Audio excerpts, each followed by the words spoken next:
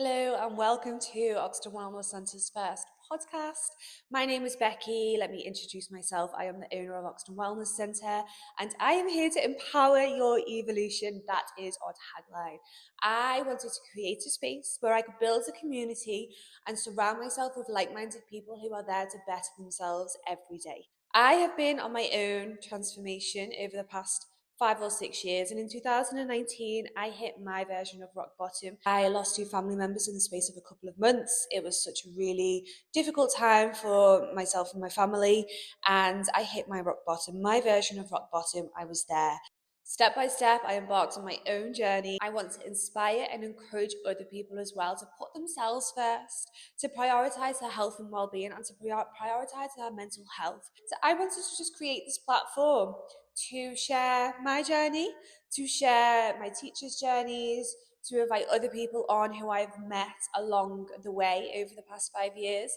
And again, to just inspire and to encourage other people. Sometimes people just need that little bit of a nudge or that little bit of support behind them.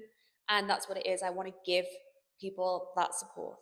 I am also a big believer of opening up and sharing your story. So other people who may be going through a difficult time will realize that they're not on their own, and life has its ups and downs, and it's about having that toolkit to deal with it and putting things in place to move forward.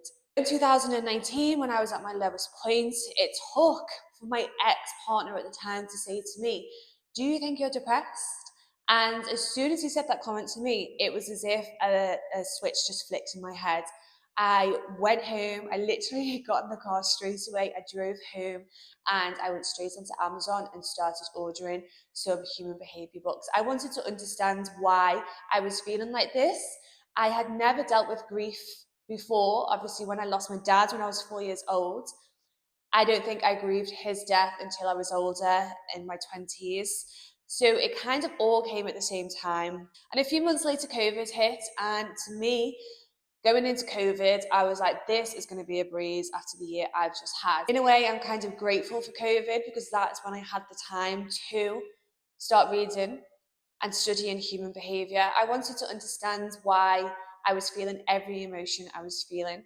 That's when I started my yoga journey. I was doing 3 online yoga classes a week with my friend Elle. She had just trained to be a yoga teacher.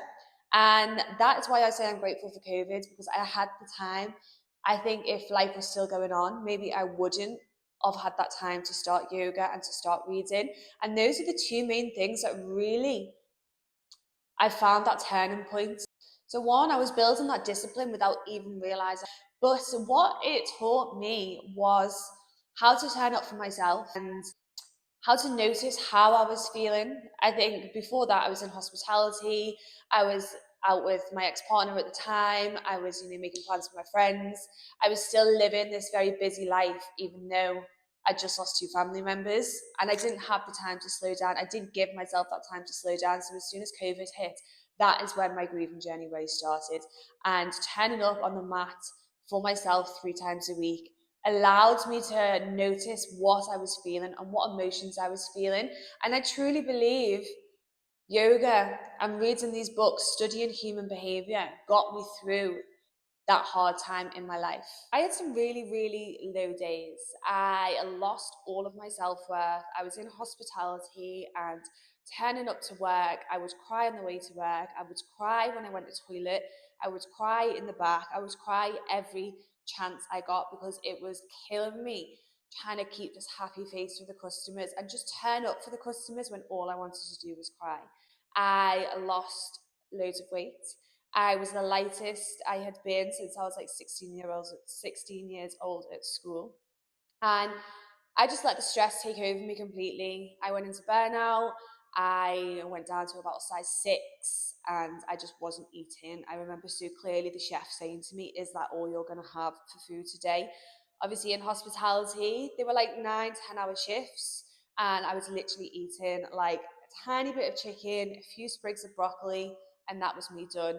And obviously, I was using a lot of energy being on my feet for that long. I'd go home, I'd miss tea, I'd go to bed. My sleeping was all over the place. It was just a really, really, really shit, difficult time. and I hated myself every time I looked in the mirror. I just didn't want to see. And I'd never ever experienced anything like that before in my life. It was hard, and that is my version of rock bottom. And I understand not everyone's journeys are going to be the same, but people are going to relate to some things that I am saying. And if that's going to help one person, that is all I want to achieve from this, is helping that one person overcome the hard times in their life.